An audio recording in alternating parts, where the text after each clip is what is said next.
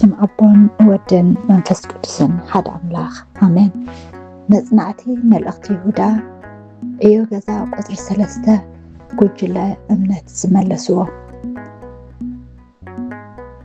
حتى قدر حدا يهودا رؤسو خلالو خلو باريا يسوس زبل مجلس حريه نانتاينت اتباريا زبل قال مستنتان زداقم معرف 15 كاب قزر 15 كساب قزر 17 بمنباب بحجيرا ردو ملسي قزر حدا يهودا رؤسو خلالو خلو باريا يسوس زبالو مغنيات كمتي حواري قدس باولوس نكريستوس كا منمكا بمقدس كا فليتنا ينتخونا حجيهم جيرنا أينفلطنينا زبلو إيو زقبل زولو كالاي قرنطوس معرف 5 قدر 16 أب حدا بيت عبيان كخونو إنا خالو يهودان أحواتهم جن نقويتنا تقويتانا دحري تنسايم تقبيلهم إزي باريا زبل قال مستي أب زداقن معرف 15 كاب قدر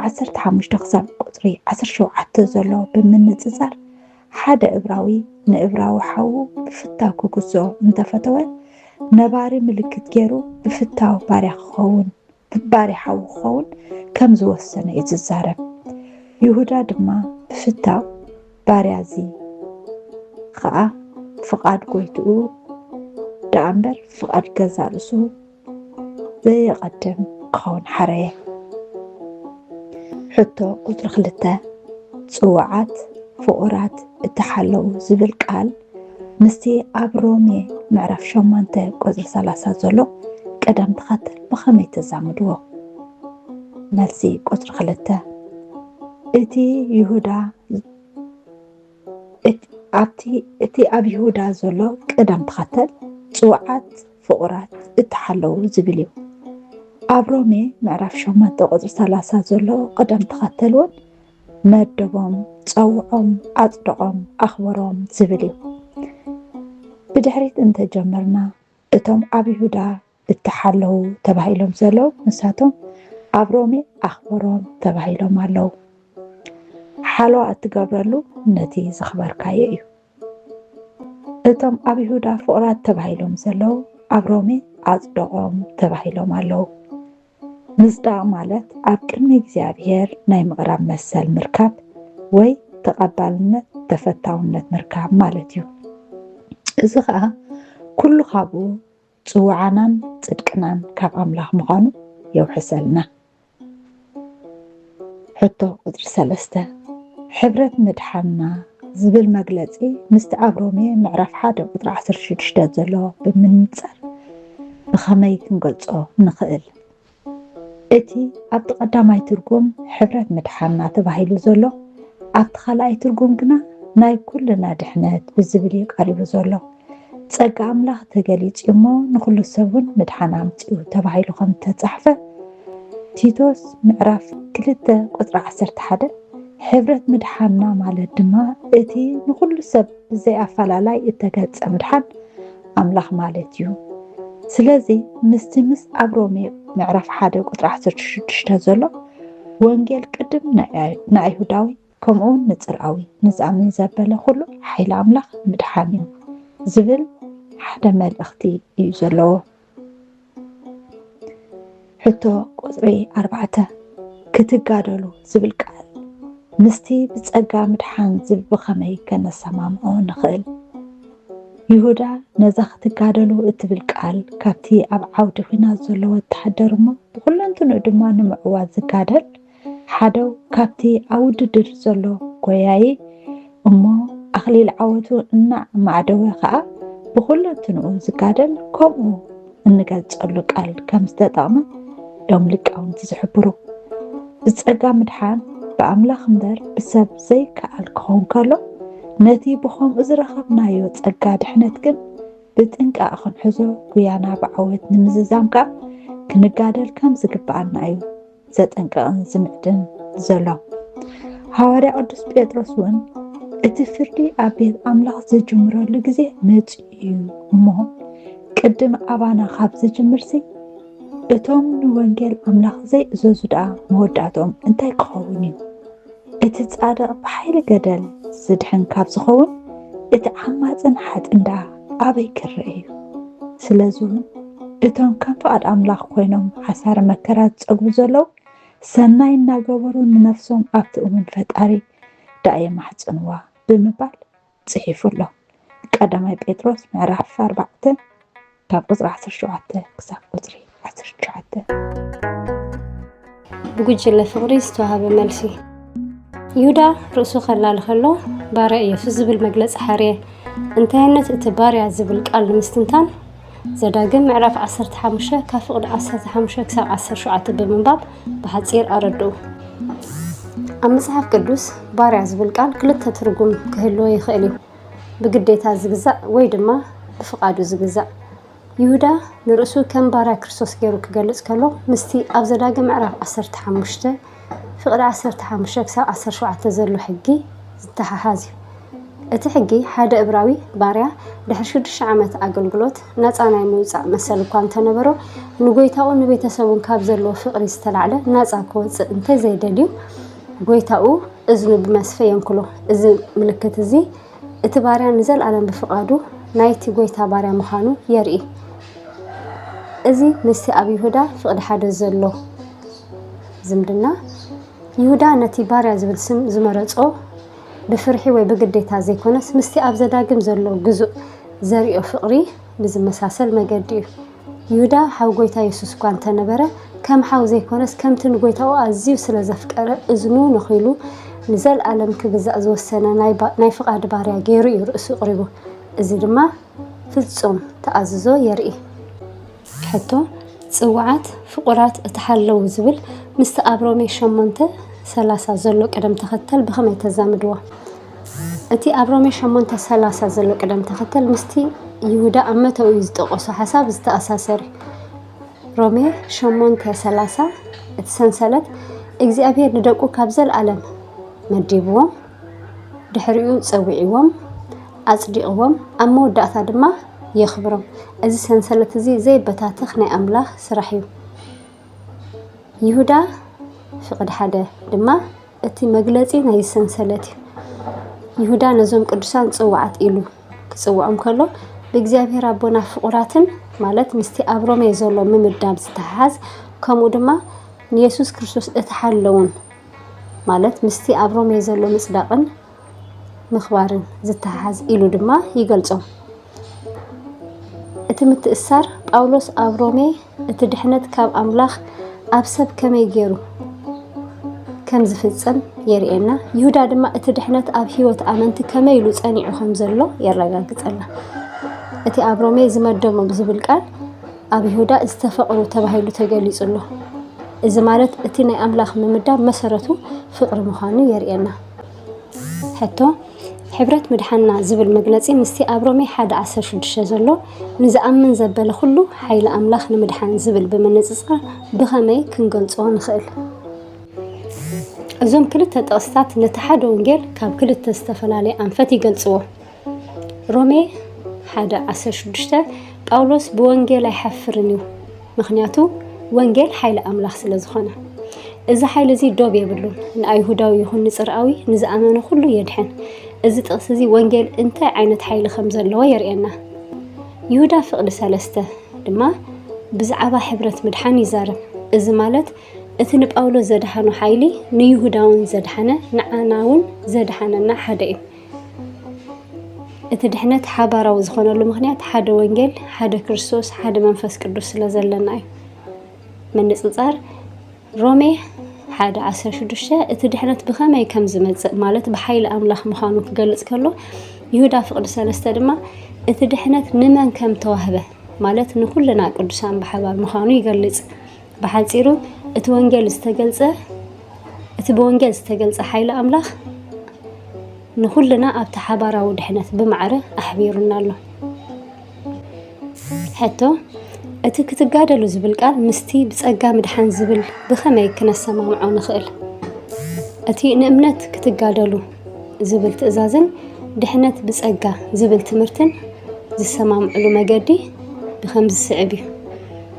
ቀዳማይ ጸጋ መሰረት እዩ ምግዳል ድማ ውጽኢት እዩ ድሕነትና ብጸጋ ኣምላኽ ዝተረኽበ ናጻ ውህበት ዳእምበር ብጻዕርና ዝተረኽበ ኣይኮነን ሮሜ 3:24 ይሁዳ ድማ ነዚ ብጸጋ ዝተዋህበና ክቡር ትምህርቲ ወንጌል ካብ ጌጋ ትምህርትን ምክልኻል ይጽዋዓና ይሁዳ ፍቅድ 3:4 ሓቀኛ ጸጋ ንተጋድሎ ይድርኽ ጳውሎስ ከም ዝምሃሮ እቲ ዘድሕን ጸጋ ኣብ ህይወትና ምስኣተወ ንሓቂ ንምክልኻልን ማለት ዲፌንድ بقدسنا نمنبارن كن يفطرلنا تيتو معرف كلته كاب 11 كساب 12 سلازي مقدال ندحنتنا نمركاب زغبر فتنا زي كونس نتي زرخبنا دحنت بخبر نمحلاو زغبر منفساوي تأماننت قدامي تيموثيوس معرف 6 فقد 12 ጉጅለ ምሕረት ዝመለስዎ ቀዳማይ ነጥቢ ይሁዳ ርእሱ ከላሊ ከሎ ሓዊ ያዕቆብ ዝብል መግለጽ ሓረ ይሁዳ ክሳዕ ክንዲ ርእሱ ክገልጽ ዘገደሶ ምኽንያት እንታይ ይመስለኩም? ይሁዳ ሓዊ ያዕቆብ ብምባል ንነፍሱ ከላሊ ዘገደሶ ምኽንያት እቲ ዝጽሕፎ ዘሎ መን ምዃኑ ብንጹር ንኽፍለጥ እዩ። ኣብ ቃል ኣምላኽ ኣብ መጽሓፍ ሓድሽ ኪዳን ጥራይ 6 ዝኾኑ ይሁዳ ስሞም ኣለዉ። ይሁዳ ሽዑኳ ሓዊ ጎይታ እንተኾነ ግናኸ ኣነ ሓዊ ጎይታ እየ ብምባል ክንየት ወይ ርእሱ ከልዕል ኣይንሪኦን ኢና። መልእኽቲ ይሁዳ ብመሰረቱ ሓሰውቲ መምሃራን ንምቕላዕ እዩ ተጻሒፉ። ያዕቆብ ሓዊ ጎይታ ሓዊ ይሁዳን ኣዝዩ ክቡርን ተሰማዕን መራሒ ናይቲ ኣብ ኢየሩሳሌም ዝነበረት ቤተ ክርስቲያን እዩ ነይሩ። በዚ ምኽንያት እዚ ይሁዳ ተቐባልነት መልእኽቱ ንምውሓስ ሓዊ ያዕቆብ ብምባል ጸሓፈ። ከላይ ነጥቢ ይሁዳ ምሕረት ሰላምን ፍቕርን ምባል ንሰለስትነት ኣምላኽ ክጠቅስ ደልዩ ዝብሉ ገለ መማህራን ኣለዉ። ከምኡውን ከስምዕ ይኽእል ዶ? እወ ብሃንደበት ዝተጻሕፈ ዘይኮነስ መሰረት ኣብ መጽሓፍ ቅዱስ ዘለዎ ሰፊሕ ናይ ስላሴ ኣገላልጻ ዝተኣሰረ ድማ እዩ። ምሕረት እግዚአብሔር ኣቦ ሰላም ጎይታና ኢየሱስ ፍቕሪ ድማ ንመንፈስ ቅዱስ ክውክል ይኽእል። ምሕረት መብዛሕትኡ ግዜ ንእግዚአብሔር ኣቦ ይውክል። ኣምላኽ ኣቦ ጎይታና ኢየሱስ ክርስቶስ ኣቦ ምሕረት ኣምላኽ ኩሉ ምጽናዕ ይባረኽ ዝብል ጥቕሲ ከም ንመረዳእታ ከነቕርቦ ንኽእል። ከላይ ቆሮንጦስ 1:3 ሰላም ጎይታ ኢየሱስ ምስ ተወለደ መላእኽቲ ሰላም ኣብ ምድሪ ኣብ መንጎቶም ስምረት ኣምላኽ ዘለዎም ሰባት ብምባል ዘመሩ። ሉቃስ 2:13-14 ከምቲ ነቢ ኢሳያስ እውን ዝበሎ ጎይታና ኢየሱስ መስፍን ሰላም እዩ ብዶሙ ኸዓ ነቲ ኣብ መንጎ ኣምላኽን ሰብን ዝነበረ ጽልኢ ደምሲሱ ሰላም ኣበሰረ ሰላመይ ይህበኩም ኣለኹ ከም ዝበሎውን ኣብ ወንጌል ዮሐንስ ተጻሒፉሎ ዮሐንስ 14:27 ፍቕሪ እቲ ዘይቅድመ ኩነታዊ ፍቕሪ ብቋንቋ ግሪክ ኣጋፕ ዝበሃል ከምቲ ኣብ መልእኽቲ ናብ ሰብሮሜ ተጻሒፉ ዘሎ በመንፈስ ቅዱስ ኣቢሉ ኣብ ልብና ዝፈስስ ፍቕሪ ኣምላኽ እዩ። ሮሜ 5:5 ኣብ ገላትያ ከም ንሪኦ ከዓ እቲ በኹሪ ተጠቒሱ ዘሎ ፍረ መንፈስ ፍቕሪ እዩ። ገላትያ 5:22 ሕቶ ቁጥሪ 3 ሓንሳ ንቅዱሳን ተዋህበት እምነት ዝብል መግለጺ ምስቲ ኣብ ገላትያ ምዕራፍ 1:6-8 ዘሎ ብምንጽጻር ብኸመይ ክንገልጾ ንኽእል? መልሲ ይሁዳን ጳውሎስን ክልቲኦም ብዛዕባ ሓሰውቲ መምሃራን እዮም ጽሒፎም። እታ ንቅዱሳት ተዋህበት እምነት ሓንቲያ ንሳኻ እታ ብጎይታ ኢየሱስ ክርስቶስ ተዋህበት እያ። ጳውሎስ ነቶም ኣብ ልዕሊ እቲ ብጎይታ ኢየሱስ ተዋህበ ናይ ጸጋ ድሕነት ሕጊ ሙሴ ክንፍጽም ኣለና ዝብሉ ዝነበሩ ተቃዊሞም ምድሓን ብጸጋ እዩ ብሕጊ ኣይኮነን እናበለ። ይሁዳ ነቶም ንጸጋ ኣምላኽ ንርክሰት ዝጥቀምሉ እዩ ዝቃወሞም። እቲ ጸጋ ኣምላኽ ካብቲ ንኃጢኣት ዝጎተና ዝነበረ ፍትወት ስጋና ናብ ጽድቂ ክንገብር እዩ ዝድርኸና እናበለ ይጽሕፍ። ስለዚ ይሁዳን ጳውሎስን ሓደ ኣዝዩ ተሪር መልእኽቲ የመሓላልፉ። ነቲ ሓንሳ እንሓዋርንቶ ዝተዋህበት እምነት ብሃዋርያት ዝተሰብከ ወንጌል ክጋደሉን ንዑ ሓዲጉ ካልእ ሰብኽ ውግዝ ይኹን ብምባል ክስገር ዘይክእል ቃል ይጽሕፉ። ሕቶ ቁጽር 4 እቲ ክትጋደሉ ዝብል ቃል ምስቲ ብጸጋ መድሓን ዝብል ብኸመይ ከነሰማምዖ ንኽእል? መልሲ ነገለ ሰባት ዝጋጭዮ ክመስሎም ይኽእል እዩ። እዚአን ክልተ ገጽ ናይ ሓንቲ ሳንቲም እየን። እዚ ናይ ይሁዳን ጳውሎስን መልእኽቲ ከምቲ ልዕል ኢልና ዝጠቐስናዮ ንሓሰውቲ መምሃራን ንምቋም ዝተጻሕፈ እዩ። ይሁዳ ተጋደሉ ክብል እንከሎ ጸጋ ኣምላኽ ኣይልን እዩ ንምባል ኣይኮነን። እንታይ ደኣ ጸጋ ኣምላኽ ጽድቂ ክንገብረሉ እዩ ተዋሂቡና። ይሁዳ መልእኽቱ ክጽሕፍ ከሎ ይሁዳ ምዕራፍ 1 ፍቕዲ 3 ቁጽር 4 ሰባት ነቲ ናይ ኣምላኽ ጸጋ ከመምኽነይታ ጭውነት ሓጢኣት ንምግባር ፍቓድ ክጥቀሙሉ ከለዉ ስለ ዝረኣየ እዩ። እቲ ዝተዋህበና ጸጋ ካብ ጥፍኣት ክንሕልዎ ይግባእ ብምባል ነቲ ናይ ሓሶት ትምህርቲ ንምቋምን ነታ እምነት ካብ ምብኻን ንምክልኻልን እዩ። ጳውሎስ ምድሓን ብጸጋ እዩ ክብል እንከሎ እቲ ብሕጊ ሙሴ ርሂጽቃ ዝመጽእ ዝነበረ ጽድቂ ብጽድቂ ኣምላኽ ማለት በቲ እግዚአብሔር ኣቦ ብወዱ ብኢየሱስ ዝገበሮ ብምእማን እዩ። ጳውሎስ ኣብ መልእኽታቱ ብፍላይ ኣብ ኤፌሶን ምዕራፍ 2 ፍቕዲ 8 ፍቕዲ 9 ዝጸሓፎ ምድሓን ናይ ኣምላኽ ህያብ ዳ እምበር ብጻዕርና ወይ ብስራሕና ዝርከብ ደመወዝ ከም ዘይኮነ የነጽር። ሰብ ብእምነት ብጸጋ ጥራይ ይጸድቕ። ሰብ ብስርሑ ተኣማሚኑ ከዕበን ንምክልኻል እዩ። ክልቲኣቶም ግና ጸጋ ኣብ ልዕሊ ጸጋ ተዋሂብና ኢና። እንተኾነ ሓጢኣት ክንገብረሉ ኣይኮነን ወይ ኣብ ልዕሊኡ ጽድቅና ክንውስኸሉ ኣይኮነን። ጉጅለ ሰላም ዝመለስዎ ቁጽሪ 1 ይሁዳ ርእሱ ከላሊ ከሎ ሓዊ ያዕቆብ ዝብል መግለፂ ሓረየ። ይሁዳ ክሳዕ ክንዲ ርእሱ ክገልጽ ዘድልዮ ምክንያት እንታይ ይመስለኩም? ቀዳማይ ያዕቆብ ኣብቲ እዋን እቲ ሓደ ካብቶም ኣዕኑድ ቤተክርስትያን ተባሂሎም ዝፍለጡ ስለ ዝነበረ ጋላትያ ምዕራፍ 2 ፍቕዲ 9 ይሁዳ ከዓ እቲ ምስኡ ዘለዎ ዝምድና ስጋ ምጥቃሱ መንነቱን ትሕዝቶ መልእኽቱን ተቐባልነት ንምርካብ ምእንቲ ክሕግዞ እዩ። ካልኣይ ኣብቲ እዋን ይሁዳ ዝብል ስም ኣዝዩ ልሙድ ብምንባሩ ንርእሱ ካብቶም ካልኦት ንምፍላይ መንነቱ ብንጹር ንምግላጽን ዝተጠመሉ ሜላ እዩ። ሳልሳይ ድማ ይሁዳ ምስ ጎይታ ኢየሱስ ክርስቶስ ነበሮ ዝምድና ባርያ ኢየሱስ ክርስቶስ ብምባል ንኣምላኽነት ጎይታና ሰማያዊ ዝምድንኡ ዝገልጽ ኩሉ ሓዊ ያዕቆብ ብምባል ከዓ ሓለፈ ክብረት ዘይደሊ ማዕረ ኩሎም ኣነንቲ ድዮሉ ይነብሱ ብምስራዕ ትሕትንኡ የንጸባረቕ። ቁጥሪ 2 ይሁዳ ምሕረትን ሰላምን ፍቕርን ምባሉ ንስላሴነት ኣምላኽ ክጠቅስ ደልዩ እዩ ዝብሉ ገለ መምሃራን ኣለዉ። ከምኡ የስምዕ ይኽእል ዶ? ይሁዳ ኣብ ሰላምትኡ ምሕረት፣ ሰላም፣ ፍቕሪ ምባሉ ብቐጥታ ንስላሴነት ኣምላኽ ዝገልጽ መለኮታዊ ምስጢር ዘለዎ ይመስል። እዚ 3 በረኸት ምስ ኣብ ቁጥሪ 20-21 ዘሎ ብመንፈስ ቅዱስ ምጽላይ ብፍቕሪ ኣምላኽ ምርካብን ንምሕረት ጎይታና ኢየሱስ ክርስቶስ ምጽባይን ዝብል ሓሳብ ተታሒዙ ክረአ ከሎ ናይ ስላስነት ኣምላኽ ምግላጹ ዝያዳ የብርህ።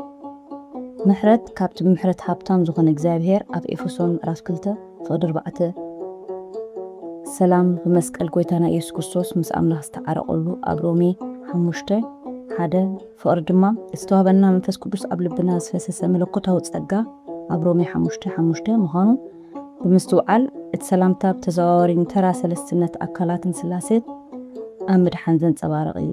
ሰላምትኡ ነቲ ንኣምላኽ ንደቂ ሰብ ዝህቦ ሙሉእ ምንጪ በረኸት የረድእ። ቁጥሪ 3 ሓንሳእ ንቅዱሳት ዝተዋህበ እምነት ዝብል መግለፂ ምስቲ ኣብ ገላትያ ምዕራፍ 1 ካብ ፍቕዲ 6-8 ዘሎ ብምንጻር ድኸመይ ከነጽኦ ንኽእል ሓንሳት ንቅዱሳት ተዋህበ እምነት ዝብል ሓረግ ወንጌል ክርስትና ሙሉእን ውድኡን ብምዃኑ ካልእ ተወሰኸ ወይ ሓድሽ መለኮታዊ ራእይ ከም ዘየድልዮ ዘረዲ እዩ እቲ ሓንሳእ እትብል ቃል እቲ ሓቂ ሓንሳእ ንሓዋሩ ንቅዱሳት ተዋህበ እዩ ክውስኽ ወይ ክጎድል ከም ዘይብሉ ትሕብር እዚ ሓሳብ እዚ ምስ ሃዋርያ ጳውሎስ ኣብ ገላትያ ምዕራፍ 1 ካብ ፍቅሪ 6-8 ዝገለጾ ካልእ ወንጌል የለን ብምባል ዋላ መልአኽ ካብ ሰማይ እንተመፀ እቲ ዝተሰብከ ሓቀኛ ወንጌል ክቕይሮ ከም ዘይፍቀድ ዘመሓላልፎ መጠቃታ ሙሉ ብምሉእ ይሰማማዕ ስለዚ ክልቲኦም ጸሓፍቲ እምነት ክርስትና ኣብቲ ሓንሳእ ንዝተዋህበ መለኮታዊ ሓቂ ዝተሰረተ ስለ ዝኾነ ካብ ዝኾነ ይኹን ናይ ስሕተት ትምህርቲ ክሕለዉ ተዕቀብን ከም ዝግባእ እዩ 4 እቲ ክትጋደሉ ዝብል ቃል ምስቲ ብጸጋ መድሓን ዝብል ብኸመይ ከነሰማምዖ ንኽእል ክትጋደሉ ዝብል ጻውዒት ብጸጋ መድሓን ዝብል ሓቅን ሓድሕዶም ዝጻረሩ ዝመላልኡ እዮም ምድሓን ብጸጋ ዝተዋህበና ውህበት እምበር ኤፌሶን ምዕራፍ 2 ፍቅዲ 8 ብጻዕርና ወይ ብገድልና እነምጽኦ ነገር ኣይኮነን ይሁዳ ተጋደሉ ክብል ከሎ ግን ንኽድሕኑ ዝዓሩ ማለቱ ዘይኮነስ ነቲ ብጸጋ ዝተዋህበኩም ሓቀኛ እምነት ካብቶም ንጸጋ ኣምላኽ ናብ ርክሰት ዝልውጡ ሓሰውቲ መምሃራን ክትከላኸሉን ክትሕልውዋን ይግባእ ማለት እዩ እቲ ገድሊ ነቲ ኣምላኽ ዝሃበና ክቡር ውህበት ምድሓን ካብ ጸላእቲ ሓቂ ንምዕቃብ ዝግበር መንፈሳዊ ገድሊ እዩ ጸጋ ኣምላኽ ንኣማነይ ካብ ስራሕ ኣይዕርፎን ነቲ ሓቂ ብትብዓት ክንከላኸልን ብቅዱስ ህይወት ክንነብርን ሓይልን ተስፋን ይህቦን ብጸጋ ነድሕን ነቲ ዝደሓናሉ ሓቂ ድማ ብምግዳል ንሕልዎ ተመስገን ቋንቋና ንግበሩ